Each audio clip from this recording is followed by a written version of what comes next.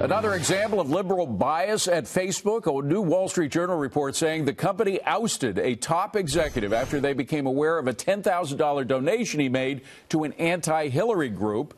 Facebook denies that that's actually the reason why Palmer Luckey, that's his name, was let go, saying in a statement, quote, "We can say unequivocally that Palmer Luckey's departure was not due to his political views." So, guys, does anyone believe his political views had nothing at all to do with his problems there? I guess that's no.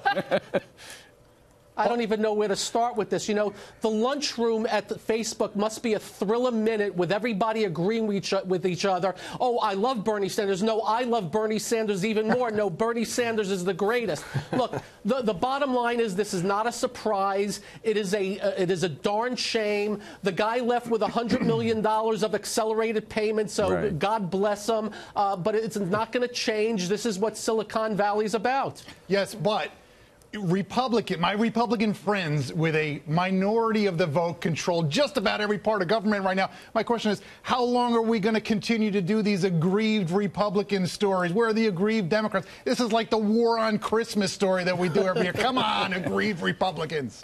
Well, except that the Democrats just took back the House. But, you know, so there's that. We don't control everything.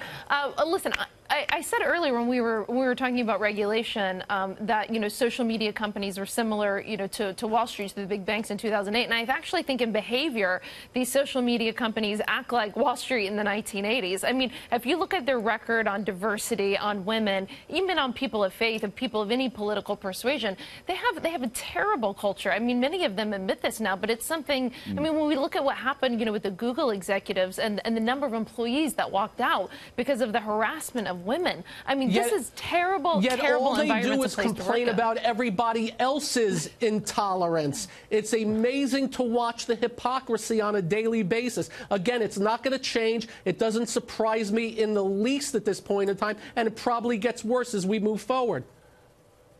Yeah, look, Jack, I agree with you on your point about the aggrieved Republicans. I think sometimes people see black helicopters and think that there's this huge liberal bias. There is a liberal bias in Silicon Valley. Doesn't mean that necessarily affects their business practice. Jack Dorsey, CEO of Twitter, has said it doesn't affect it. I don't know if it does or not, but it's America. You can have a liberal bias if you certainly want to. The one thing I agree with on Morgan is the fact of women in positions of power in Silicon Valley. It is horrible, the misrepresentation, how few women hold positions of authority, board members, CEOs, executives in Silicon Valley. They don't have the right to cast stones at anybody. By the way, in defense of the Wall Street Journal's premise of the story, I mean, they did get hold of internal emails, I guess, from this guy Palmer Luckey, in which the higher officials, they said officials at the highest level, I don't know if that went to the CEO, but were trying to talk him out of his support for Donald Trump, and it was shortly thereafter that he began to run into trouble. So there does seem to be more than coincidence here. Oh, so it's all Donald Trump's fault again, right? Is that the problem?